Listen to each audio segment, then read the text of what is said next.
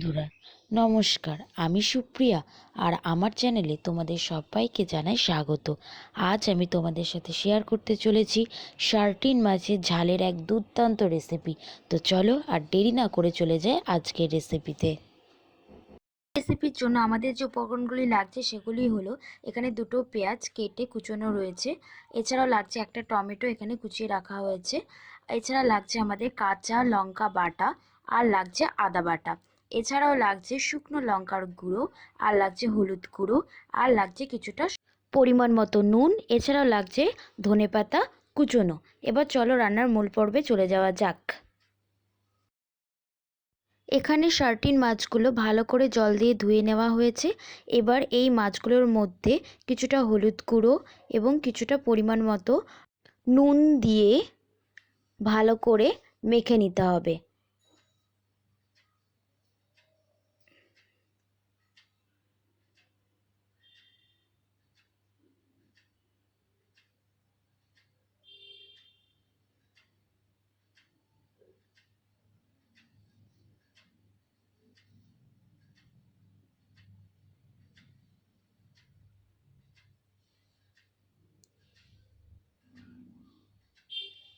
মাছগুলোকে এইভাবে মেখে রেখে ফিরে আসছি 5 মিনিট পর।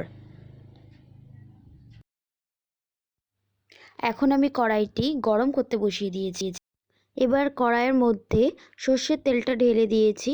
তেলটা ভালো করে গরম হয়ে গেলে তারপর আমরা এই তেলটার মধ্যে মাছগুলোকে একে একে ছেড়ে দেব। আর একটু তেল এখানে আমি দিয়ে দিচ্ছি, ভালো করে মিক্স করে নিচ্ছি। এবার আমি মাছগুলোকে একে একে ছেড়ে দেব। মাছগুলো এখন ভাজা হয়ে গেছে, এখন এগুলোকে আমরা তুলে নিচ্ছি। পরবর্তী যে মাছগুলো আছে সেগুলো এখন ভেজে নিচ্ছি।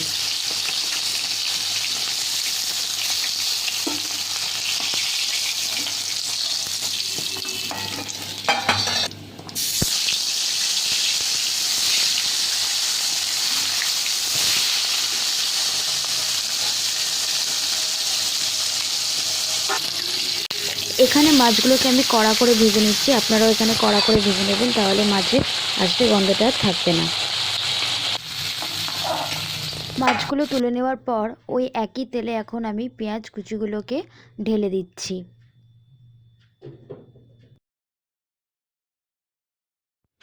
এবার টমেটো কুচিগুলোকেও আমি ঢেলে দিচ্ছি।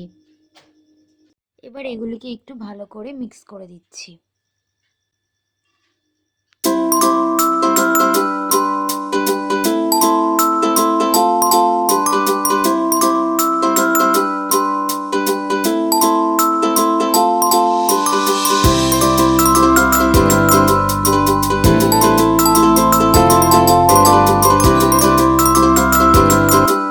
এখানে টমেটো পেঁয়াজগুলো হালকা করে ভেজে নেওয়া হয়ে গেছে। এবার আমি এইগুলোর মধ্যে আদা বাটা, লঙ্কা বাটাটা দিয়ে দিচ্ছি।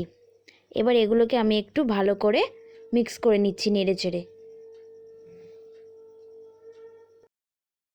আর দিয়ে দিচ্ছি এখানে হলুদ গুঁড়ো, শুকনো লঙ্কার গুঁড়ো, পরিমাণ মতো লবণ,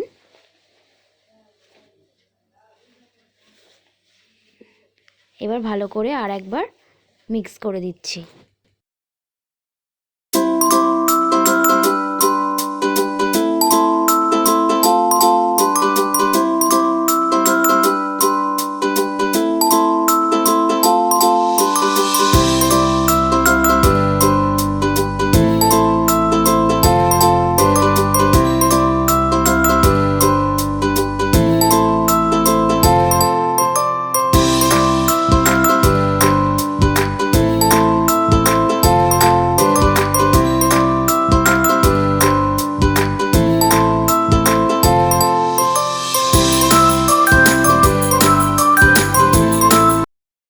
এই পর্যায়ে আমাদের মশলাটা ভালোভাবে কষানো হয়ে গেছে, দেখতেই পাচ্ছ মশলা থেকে তেল ছেড়ে দিয়েছে।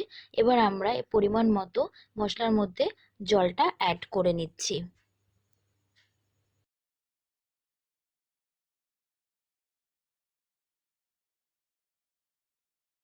হালকা হাতে একটু মিক্স করে দিচ্ছি।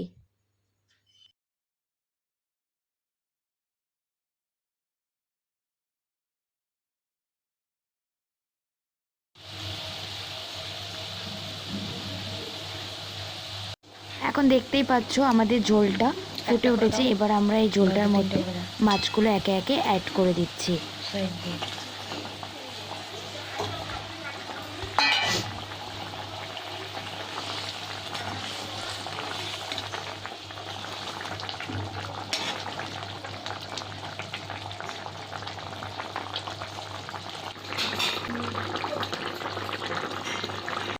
ফিরে আসলাম 5 মিনিট পর। দেখতেই পাচ্ছি মাছের ঝোলটা অনেকটা মরে গেছে। এই পর্যায়ে আমরা মাছের ওপর থেকে কিছুটা ধনেপাতা কুচি ছড়িয়ে দিচ্ছি আর দিচ্ছি কিছুটা শুকনো জিরে গুঁড়ো। এবার এটাকে আমরা একটু ভালো করে মিক্স করে তারপর দিচ্ছি অন্য পাত্রে।